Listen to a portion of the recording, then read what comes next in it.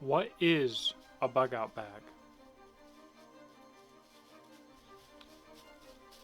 Why would you need a bug out bag?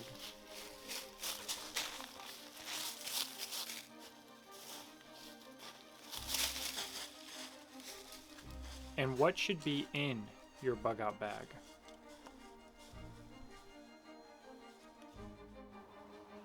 To best explain to you how to pack your bug out or what things to consider when packing your bug out bag, we should first define what a bug out bag is. And I say this because there is a plethora of absolutely misleading and poor information out there. First and foremost, a bug out bag, at least for the purpose of this video, to give this video context, is a bag that you keep packed and ready in your place of residence so that you can leave quickly and you can go on foot somewhere else very temporarily. Now, bug out bags can vary based on where your place of residence is, and an urban bug out bag might not look like a hillbilly's bug out bag in the middle of the woods, like myself. However, there are principles that span that gap, and that's what we're going to talk about today.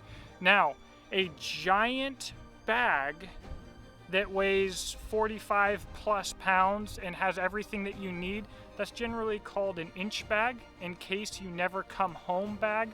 That is also considered a loot drop bag because you're going to die. We're not talking about that. A get home bag is a very small bag that you keep in your vehicle in case you have to walk home, let's say 50, 75 miles, 25 miles, whatever the case may be. We are also not talking about that. Now, a bug out bag or container that is vehicle destined will be different than a bug out bag that you're going to carry on your back. It can be a tote. It can be a whole trailer. You may remember that James Yeager had a bug out trailer so that if he needed to, he could hook up the trailer and drive off. It's a completely different thing than what we're talking about today. So one of the defining things about a bug out bag that we're going to talk about today that is universal, and it doesn't matter what your situation is or where you live or even your level of competence or physical fitness, is going to be weight. Because you can be an Olympian and you still will not get very far in a bad situation with a really heavy bag. So let's get right into what you might want to consider packing, what kind of bag you might want to consider packing, and why. First off, we'll talk about the bag. This is a Hidden Woodsman Model 23 bag. I've picked this bag for this video for quite a few reasons. I will be doing a review of this pack shortly. I don't normally do reviews of any gear that's nearly this clean. However, I've been using the Hidden Woodsman for about 10 years now. I have multiple of their bags and they are bomb-proof, very high quality. So that's criteria number one. A JanSport or almost any imported bag that you might find at, say, Walmart, it's not going to cut it. I learned this firsthand in Afghanistan and in the military with cheaper brand bags and stuff like that. The quality has to be up there, and it's not just so that the bag stays together. It's also because the design of the bag has to work with your body to not destroy you. If you're not used to walking long distances with a bag, little things can destroy you, and how you pack your bag is almost as important as the bag itself and what you have in it, and we'll do another video on that. But the reason that I chose the Model 23 here, like always, we have big, thick, heavy straps that are going to distribute weight well. This bag is going to sit really high up on your back, which is what you are looking for. It's narrow, so that weight stays close to your body, and it can be packed very, very tightly, which is what you need. You can't have anything loose in your bag in continuous long movements on foot. It will wreck you. We also have quite a bit of water resistance here because we have this Cordura nylon, which is coated on this top flap, And then underneath, we have a roll top, not a zipper. So you get even more water resistance and layers of Cordura here. And that's a big deal, and that's something we're gonna talk about here in a moment. Also, we have storage on the bottom here. This is my Wilderness Innovations poncho. I don't care if it's urban or whatever else it is, you need a poncho, and you don't just need any poncho. I've had to live on top of a mountain in Afghanistan for weeks at a time, sleeping in a body bag with nothing but a cheap Chinese poncho. It's not going to cut it. If it's tiny and it's lightweight, it will not cut it.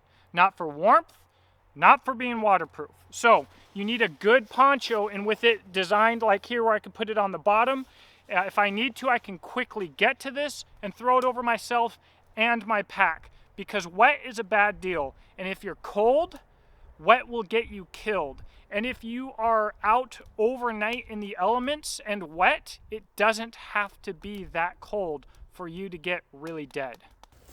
All right, guys, so here is what we have. This is it. And I'm going to talk about every single piece and why it is vitally important. Now, what we are going to avoid actually in this discussion is going to be weapons. It is a bit of, there's so much to talk about when it comes to firearms and your loadout and ammo, etc., that I'm going to save that for a totally different video. Yes, I do have some room for ammo in this pack. Yes, I do have it set up to where I could load some, but I would not be taking very much ammo in a bug out bag. So this bug out bag should be incredibly lightweight. It is not about being comfortable. It's not about having food. It's not about being warm. It's about being alive, and that means for a bug out bag, if you are bugging out, that means that you are walking on foot to a predetermined location, and you need to make the greatest possible speed and not leave an obvious trail behind you. Maybe you jump in your vehicle, you know a place where you're going to stash your vehicle where it can't be found, and then you're going to walk somewhere.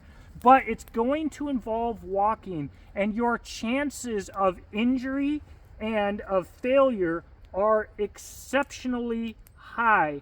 Every single pound that you add is going to add to your chances of dying. With that being said, if you are in the winter anywhere in this country besides Florida with this kit right here, you are going to have an absolutely miserable night. You may even consider moving through the night and sleeping shortly during the day, but you need to stay dry. So this is a French fleece, a French military fleece. These fleeces will do next to nothing for you to keep you warm unless you have a wind barrier. That's where that poncho comes in. That poncho can block the wind so that something like this can actually work a little bit. This is not going to keep you warm through the night. This might keep you alive. I packed it because fleece like this might have a decent ratio of warmth to size and weight, and we have to keep it light. A wool beanie is a must, an absolute must. Keep your head as warm as you possibly can. Again, can't tell you how many times in my life I've had a wool beanie on and it felt like literally nothing. You also need some wool gloves. Forgot to put them in here. That sucks. If you're going to sleep, do it quickly and do it quietly. So have a good bivvy that's waterproof, and inside of your bivvy have a hyper lightweight sleeping bag. And here is a jungle pack or a snug pack jungle bag. Super lightweight, not very warm at all. I have had these bags down well below probably 20 degrees. I had a fire though. We're going to talk about fire in a second. This is again keeping you alive. If you have to and you're in the winter, really consider moving throughout the night and trying to sleep throughout the day. And even if you can't sleep because you're so amped, by the way, it's really easy in a camouflage bivvy with nothing else around you to disappear. It is almost impossible to find a guy who does not want to be found in this bivvy, and you can sleep through the rain in this thing. I actually one night in almost freezing temperatures got for my 2 hours of sleep between guard up on an OP, slept in this thing upside down. Definitely don't do that because then water will funnel into it. Okay, cordage. Super big deal, super important, guys. So this is literally a bag of paracord. You notice that all of mine is neon pink. It is much more likely in our modern world today to need to be found than it is to need to hide. But regardless, pick your poison. If you want camouflage paracord, then just get camouflage paracord. I also have a little repair kit in here that probably wouldn't come into play in this. I would literally probably drop that. We're dropping weight. This is a micro weapons cleaning kit, guys. So if you get into any kind of firefight and you gum the heck out of your gum, not only from carbon, but you're going to get dirty in ways that you've never gotten dirty before. You're going to get muddy, whatever the case may be. I've got, this is actually KGW oil. I put it in a different bottle so it won't leak. A doggone boar snake, a couple Q-tips, an old piece of army shirt. Now for this, I might recommend you instead just go with something like Rem Oil wipes. Then you get the wipe and the oil in the same package, and a boar snake that can get you out of a lot of trouble. I have woken up in the middle of after a storm where everybody was coated in mud because we were in such a bad spot after we air assaulted into an area. And if we had gotten into a firefight immediately, we would have been in a really bad place because stuff was nasty. Stuff was nasty. This could be a huge deal. It's going to depend on your loadout, though. This is a big optional item, guys. Cash could be a really big deal if you're bugging out really quick, right? I've got all kinds of stuff in here. I've got quick clot. I've got a tourniquet. Have quick clot. Have a tourniquet. Get some training if you don't know how to use a tourniquet. Seriously. Know how to use a tourniquet. I've got a flashlight. I've got a fishing kit. I've got some other stuff. I've got some money. This is optional, and this is going to depend on your skill set and what you have. You could have just a little bit of cash in here and a little bit of quick clot and a rat's tourniquet or a cat's tourniquet and whatever, and save yourself a lot of weight. A knife. If you do not carry a good fixed blade every single day like I do, you make sure that you've got a good knife in this pack ready to go. You don't need a big chopper. We're going to talk about fire still. You don't need a big chopper. You don't need necessarily a tiny hyperlight knife. You need a versatile, do-it-all knife that's not too heavy but still has a lot of practicality. Now, one thing that is huge is water. You'll notice I don't have any food here. That's not because I'm telling you not to have any food. Maybe have some carbs, maybe have some sugars, maybe have yourself a protein bar or an energy bar, something small in here. But you can go 40 days without eating without dying. You'll start having a lot of issues, but if you're going to have food in here, it needs to be something that you can eat quickly while on the move without slowing down, without leaving any trace, and without having to cook. But more importantly, you have to have water. If you have to make a lot of ground in a hot state, but you could even be up north, and you have a pack of any weight, and you don't have water, you're gonna die. Trust me, you start getting dizzy, you can start hallucinating, you start cramping, your piss stinks, you can barely walk. Stay hydrated. This setup has already saved my bacon. This is a titanium grail. You don't have to go titanium, guys. This was a Gucci option. My wife spoiled me on this. If I didn't have this, I would have a plastic one, I'm sure. But a grail water filter and an extra single wall steel filter like this Klean Canteen. You can boil water in this. If you get the titanium, you can boil water in that. But this allows you to find water. You're going to put your water in here. You're going to filter your water. You're going to fill up this bottle. You're going to drink this bottle, do it again, fill this bottle up again, do it again, fill this bottle up again, put them in your pack. Up in the Grand Tetons on a trail that was about 10 times longer and steeper than we expected, this combo right here saved me and my wife's butt at best from having to not finish the trail and leave early, at worst from having some severe dehydration issues, and that could have been a huge safety concern. Guys, if you're walking around these cliffs or on crazy trails and you're trying to make speed and you're dehydrated, you are so likely to injure yourself.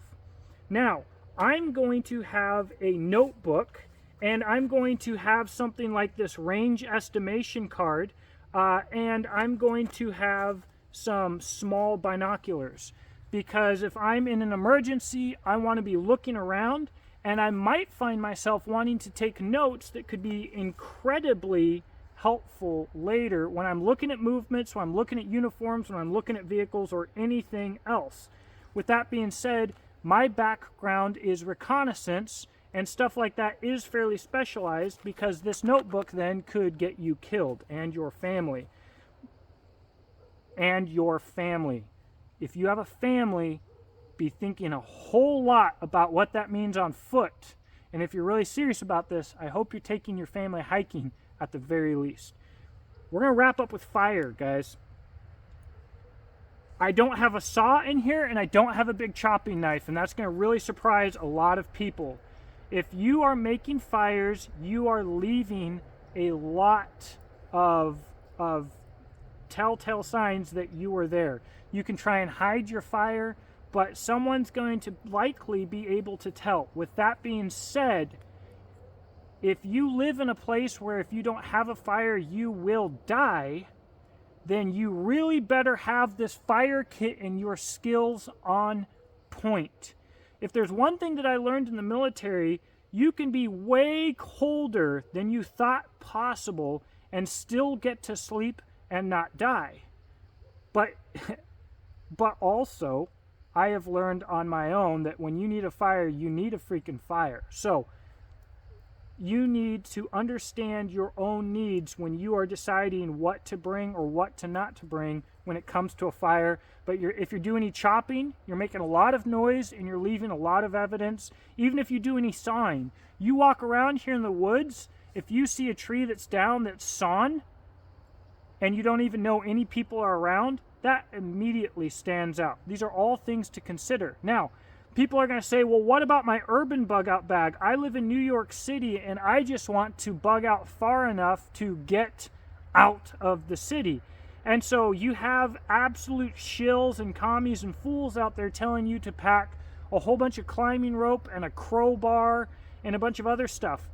It doesn't matter where you live. If you can't make distance on foot with the weight that's in the pack, then you can't pack it. That is what you need to take away from this video.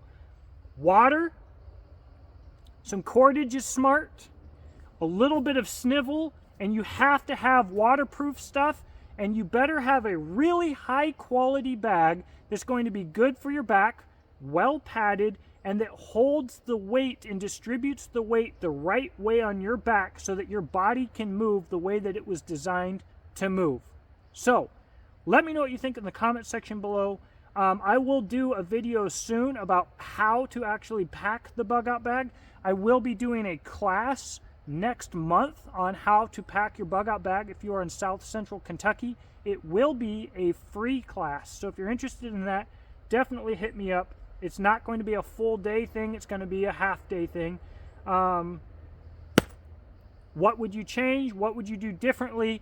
And more importantly, if we're going to talk about what you would do differently, I want to know why and what your background and experience is. I'm not saying that if you're not special forces, I'm going to look down on you, But I do expect that you have a reason that you've learned firsthand to support the claims that you're making, guys, because I heard it on YouTube is not a reason. What that means for you is take what you might have learned in this video and go out there and apply it, and ideally go get some training as well, and that way you can springboard from what I know and you can perfectly curtail what I know to what you live.